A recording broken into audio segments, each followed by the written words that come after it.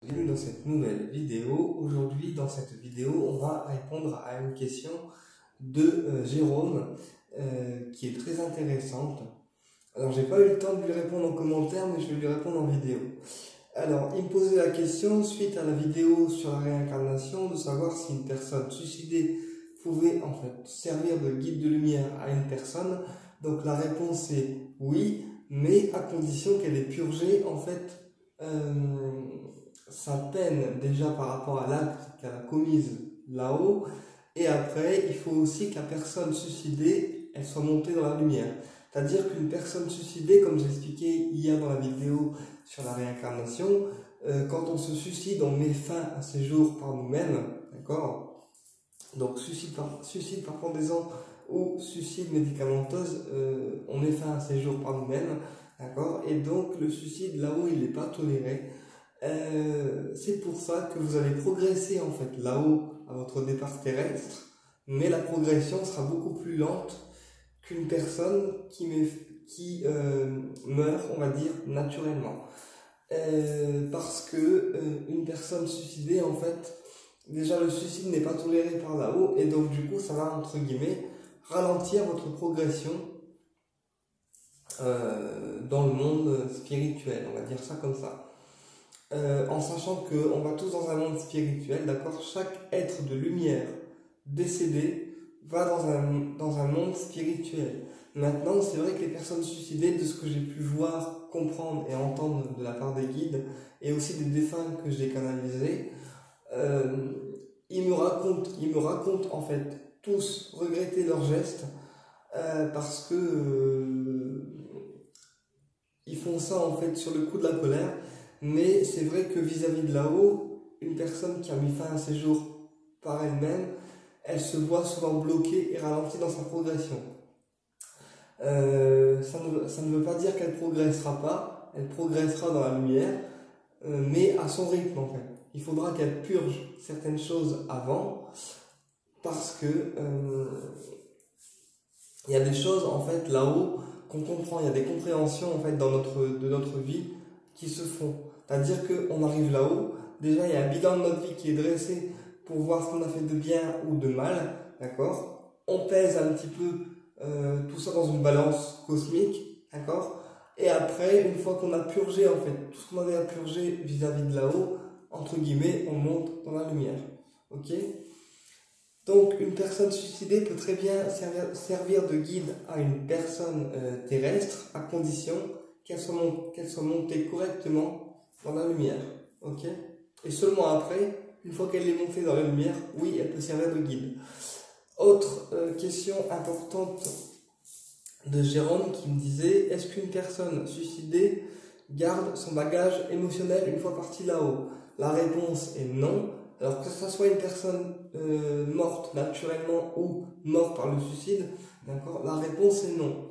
Quand on part là-haut, on ne garde pas le bagage émotionnel. Alors ça n'empêche pas en fait d'avoir des sentiments comme de l'amour, comme de la tristesse, d'accord. C'est-à-dire que les êtres décédés ressentent les sentiments humains que nous on ressent lorsqu'ils partent en fait, lorsqu'ils désincarnent, mais tout ce qui est douleur physique au niveau de leur corps, tout ce qui est maladie psychique, tout ce qui est handicap, d'accord, comme la conscience, entre guillemets, quitte l'enveloppe corporelle, eh bien les douleurs et les problèmes qu'on avait avec le corps physique, forcément, disparaissent.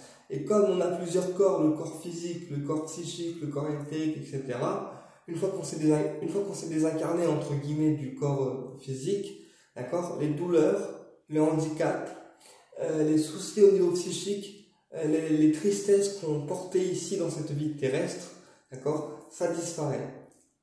D'accord, ça disparaît. Pourquoi? Parce que déjà, on quitte l'enveloppe corporelle et que quand on part là-haut, on retrouve des gens de la famille, d'accord, qui sont sur des sphères plus ou moins hautes selon comment ils ont été dans leur vie.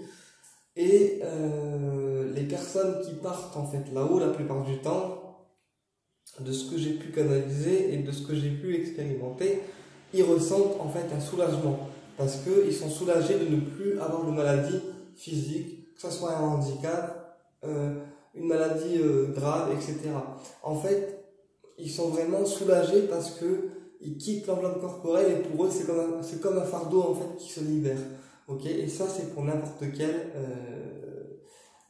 quel défunt, qu'il soit suicidé ou mort physiquement naturellement. Ok. Non, les défunts ne gardent pas leur bagage émotionnel une fois partis de là-haut. Par contre, ils peuvent éprouver certains regrets, c'est-à-dire une fois partis là-haut, regretter certains de leurs actes en fait, mais des actes qui ont été commis dans leur vie terrestre. D'accord? Ils peuvent vous dire je regrette d'avoir été comme ça, je regrette d'avoir été méchant, je regrette de ne pas avoir été assez communicatif, je regrette de ne pas avoir assez été généreux, ou je regrette de ne pas avoir été suffisamment là pour toi. Vous voyez? Donc les défunts peuvent avoir des regrets, des remords, mais en aucun cas ils garderont en fait leur bagage émotionnel. Ils peuvent par exemple garder, une fois partis là-haut, leur caractère. C'est-à-dire qu'une personne réservée,